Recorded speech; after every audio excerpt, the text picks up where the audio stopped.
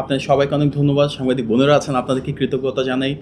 আজকে এখানে আইএসটিআর আয়োজিত যে প্রোগ্রাম, এখানে আমাদের রাজনৈতিক এবং অরাজনৈতিক বেশ কিছু অংশীজনেরা এসেছেন, দেশি বিদেশি স্টেক হোল্ডারদের পাশাপাশি ইন্টারন্যাশনাল কমিউনিটির আমাদের ডেভেলপমেন্ট পার্টনারও এসেছেন।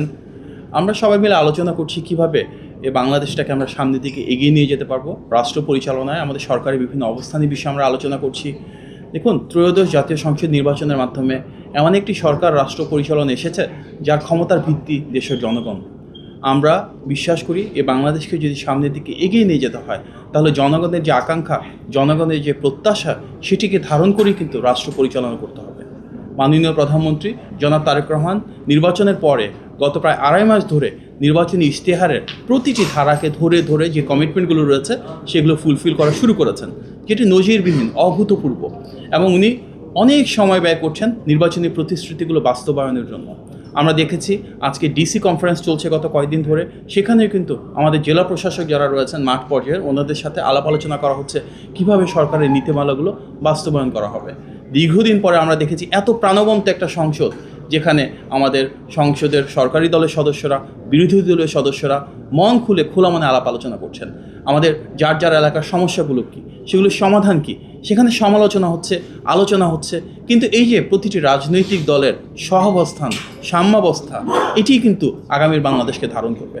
আমরা চাই গণতান্ত্রিক প্রতিটি রাজনৈতিক দল, প্রতিটি রাজনৈতিক প্রতিষ্ঠান, প্রতিটি মানুষ যতক্ষণ পর্যন্ত মানবাধিকার থাকবে, আইনের অনুশাসন থাকবে, বাক স্বাধীনতা থাকবে, গণতান্ত্রিক মূল্যবোধ থাকবে, আমাদের ভিন্ন মত, ভিন্ন পথকে ধারণ করে কিন্তু আমরা এই বাংলাদেশকে সামনের দিকে এগিয়ে নিয়ে যেতে পারবো।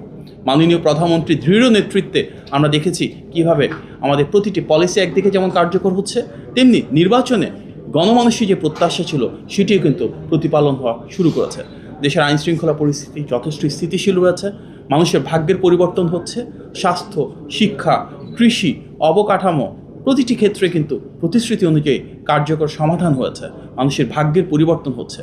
আগামীর যে বাংলাদেশ আমরা প্রত্যাশা করি, সেখানে আমরা চাই পারস্পরিক সৌহার্দ্য থাকবে, সহাবস্থান থাকবে, এমন রাজনীতি, এমনভাবে দেশটাকে বিনির্মাণ করা যেখানে অপপ্রচার থাকবে না।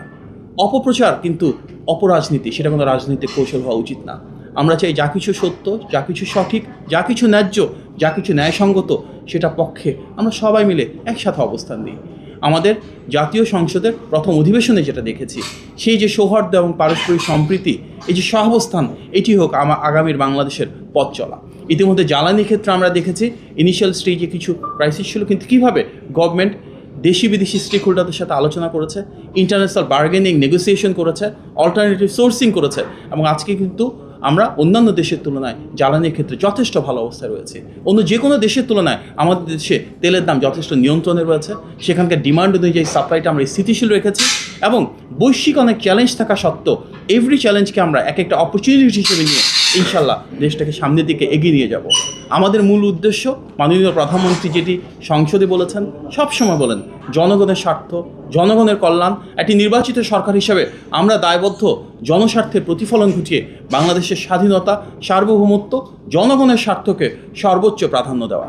সেই লক্ষ্যে একটি স্বচ্ছ, জবাবদিহিমূলক রাষ্ট্র ব্যবস্থা আমরা গড়ে তুলেছি, এবং ইনশাল্লাহ এই স্বচ্ছতা, জবাবদিহিতা এবং দায়বদ্ধতাকে ধারণ করে ইনশাল্লাহ গণ আকাঙ্ক্ষার প্রতিফলন ঘটিয়ে বিএনপি সরকার মাননীয় প্রধানমন্ত্রীর নেতৃত্বে এই দেশের প্রতিটি মানুষের জন্য সমৃদ্ধি এবং স্বনির্ভরতা নিশ্চিত করবার জন্য কাজ করে যাবে।